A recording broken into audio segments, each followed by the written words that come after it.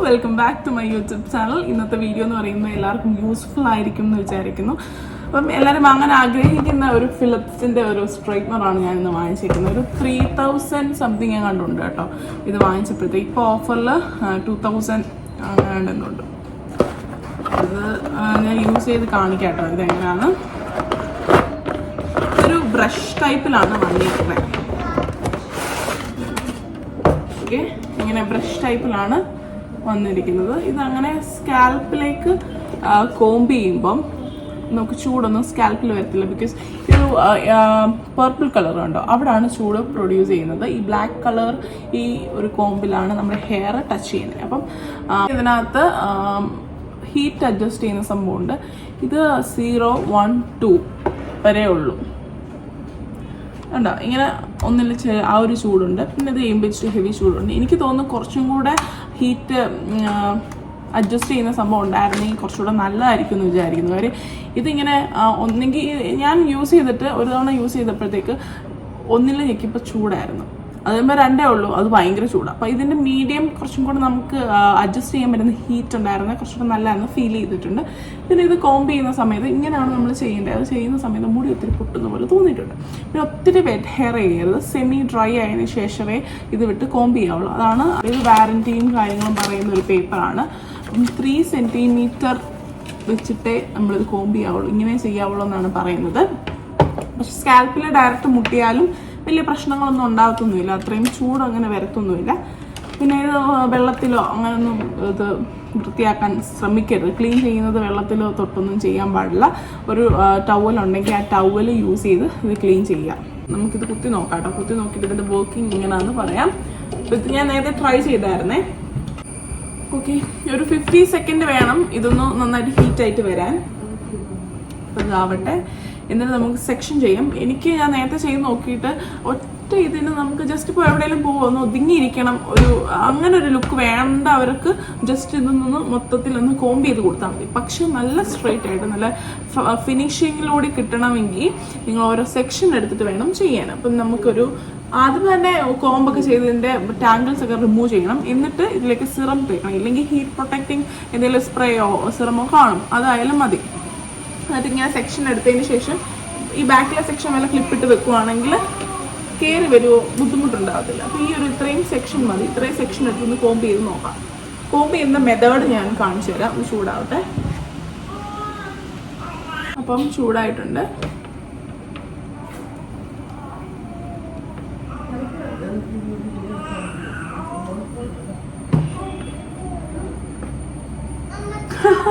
നിങ്ങൾക്ക് മനസ്സിലാവുന്നുണ്ടോ?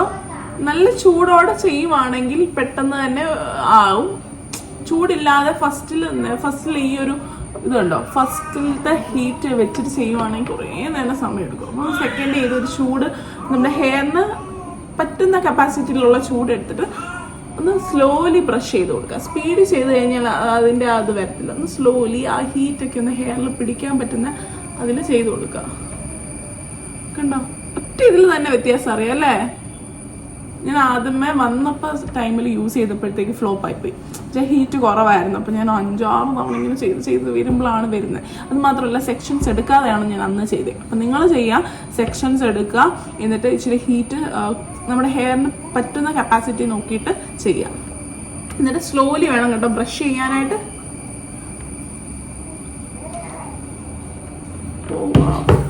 എൻ്റെ ഇപ്പോഴത്തെ ഹെയർ ഇപ്പോഴത്തെ നോക്കൂ, നന്നായിട്ട് വന്നിട്ടില്ലേ?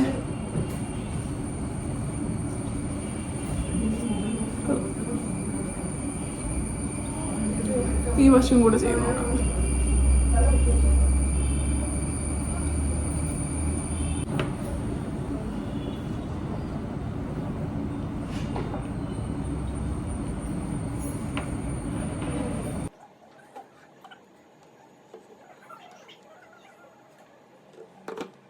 പൊളിയായിട്ട് വന്നിട്ടുണ്ടല്ലേ. വേറെ രീതി ചെയ്യുന്ന മെത്തേഡ് എന്ന് പറഞ്ഞാൽ മെത്തേഡല്ല, ഇതിൻ്റെ കൂടെ ഇങ്ങനെ കൂടെ ചെയ്താൽ വർക്കിംഗ് ആവും എന്നുള്ളതാണ്.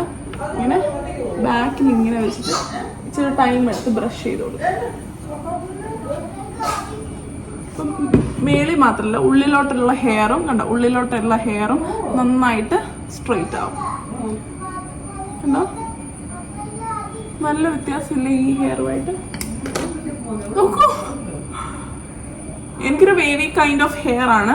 അപ്പം അത് വെച്ച് നോക്കുമ്പോൾ ഇങ്ങനെ സ്ട്രെയിറ്റ് ചെയ്യുമ്പോൾ കുറച്ചുകൂടി ഭംഗിയില്ല കാണാൻ. നോക്കിക്കേ,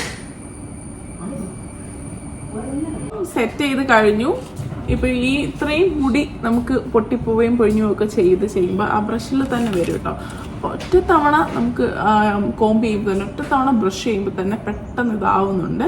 അതുപോലെ തന്നെ ഈ സൈഡൊക്കെ ഉണ്ടല്ലോ, ഈ സൈഡ് നമുക്ക്, നിങ്ങൾക്ക് ചിലപ്പം വേറെ സൈഡായിരിക്കും, എനിക്ക് ഈ സൈഡ് നന്നായിട്ട് ഒറ്റയ്ക്ക് ചെയ്യാൻ പറ്റും. ബാക്ക് സൈഡും ഈ ഒരു വശമൊക്കെ എനിക്ക് ഭയങ്കര പാടാണ് ചെയ്യാൻ. അപ്പം നമുക്ക് ഒരാളുടെ ഹെൽപ്പൊക്കെ വേണ്ടി വരും ഇത് ചെയ്യാൻ.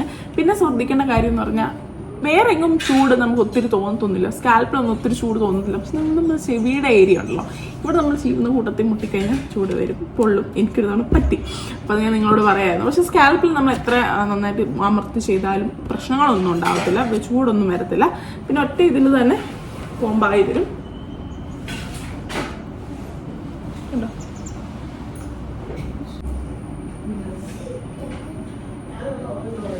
ബാക്കിൽ ഞാൻ തന്നെ ചെയ്തത് കാരണം നല്ലോണം ആവാൻ ചാൻസ് കുറവാണ്. ബിക്കോസ് സൈഡിലൊക്കെ അല്ലേ എനിക്ക് കുറച്ചുകൂടെ വശമൊക്കെ വരുന്നത്, അപ്പോൾ സൈഡായിട്ടുണ്ട്. പിന്നെ മെയിൻ ഒരു സംഭവം എന്ന് പറഞ്ഞാൽ എൻ്റെ ഈ ബാംഗിൾസ് ഞാൻ വെട്ടിയിട്ടായിരുന്നു. അപ്പോൾ ബാംഗിൾസിൽ എന്ത് ചെയ്താലും എനിക്ക് സ്ട്രെയിറ്റ് ആകത്തില്ല. എന്തുകൊണ്ടാണെന്ന് എനിക്കറിയത്തില്ല, ഇങ്ങനെ തന്നെ വളഞ്ഞാനായിരിക്കുന്നത്. സോ ഓക്കെ, എനിക്കത് പ്രശ്നമില്ല. ബാക്കി ഏരിയയൊക്കെ നന്നായിട്ട് വന്നിട്ടുണ്ടെന്ന് വിചാരിക്കുന്നു. അപ്പം നിങ്ങൾക്ക് എന്തെങ്കിലും സ്ട്രെയിറ്റ്നറിനെ കുറിച്ചിട്ടോ റിവ്യൂ ചെയ്യാൻ പറയുകയാണെങ്കിൽ അതൊക്കെ ഇന്ന് കമൻറ്റ് ഇടുകയാണെങ്കിൽ ഞാൻ ഉറപ്പായിട്ടും ചെയ്യാം. ഈ വീഡിയോ നിങ്ങൾക്ക് എല്ലാവർക്കും ഇഷ്ടപ്പെട്ടെന്ന് വിചാരിക്കുന്നു. And thank for watching. Next video wind up ചെയ്യുന്നതിന് മുമ്പേ അമ്മയുടെ ഹെയർ ഒന്ന് ചെയ്ത് നോക്കാം. അമ്മയുടെ ഹെയർ എന്ന് പറഞ്ഞാൽ ഒരു കേളി ഹെയർ ആണ്. ഭയങ്കര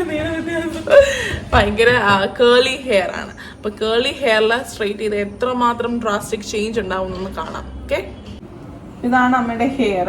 ഈ ഒരു ഫ്രണ്ട് പോർഷൻ ആണ് ചെയ്യാൻ പോകുന്നത്. ഇതാണ് നമ്മുടെ കറക്റ്റ് ഹെയർ കാണാൻ പറ്റുന്നത്. കേളി ഹെയർ ആണ്, നല്ല ഫ്രിസി ആയിട്ടുള്ള കേളി ഹെയർ ആണ്. അപ്പൊ നമുക്ക് നോക്കാം കേട്ടോ. ഇത് ചൂടായിട്ടുണ്ടോ, ഒത്തിരി ടച്ച് ചെയ്യില്ല. ചൂടായോ എന്ന് അറിയണമെങ്കിൽ വേണമെങ്കിൽ ഹെയറിൽ ബ്രഷ് ചെയ്യുമ്പോൾ നമുക്ക് അറിയാം അത് എത്രമാത്രം ചൂടായെന്ന്. ഇല്ലെങ്കിൽ നമുക്ക് ഇങ്ങനെ ജസ്റ്റ് ഒന്ന് നോക്കാം, ഒത്തിരി അടുക്കാതെ ഇങ്ങനെ ഒന്ന് വെച്ച് നോക്കാം. അപ്പൊ നല്ല ചൂടായിട്ട് ശേഷം ചെയ്യുന്നതാണ് നല്ലത്.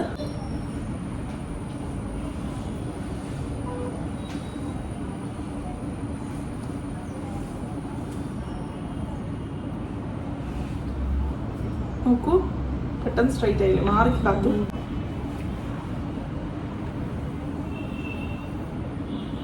അപ്പം ഇങ്ങനെ അമ്മ സൈഡിലാണ്, ഇങ്ങനെ പിരിച്ചിട്ടാണ് കുത്താറുള്ളത്, ട്വിസ്റ്റ് ചെയ്തിട്ട്. അപ്പം അമ്മയ്ക്ക് ഫ്രണ്ട് ഒന്ന് ജസ്റ്റ് ഒന്ന് ചെയ്താലും മതി. അപ്പം വ്യത്യാസം നിങ്ങൾക്ക് മനസ്സിലായല്ലോ. പെട്ടെന്ന് ഇന്നത്തെ വീഡിയോ. ഈ ഒരു പ്രോഡക്റ്റിൽ അഡ്വാൻറ്റേജും ഉണ്ട് ഡിസഡ്വാൻറ്റേജും ഉണ്ട്. എല്ലാവർക്കും ഇഷ്ടപ്പെട്ടെന്ന് വിചാരിക്കുന്നു. ഇത് പെട്ടെന്ന് ഒരു ലുക്ക് ക്രിയേറ്റ് ചെയ്യണം, ഒരു ഫംഗ്ഷൻ ഉണ്ടെങ്കിൽ നമുക്ക് ഈ ഒരു പ്രോഡക്റ്റ് ബ്യൂട്ടിഫുൾ. നിങ്ങൾ നോക്കുക, നിങ്ങൾക്ക് ഇഷ്ടപ്പെടുവാണെങ്കിൽ ഇത് വാങ്ങുക. വേറൊരു വീഡിയോയിലായിട്ട് പിന്നെ കാണാം. ബൈ.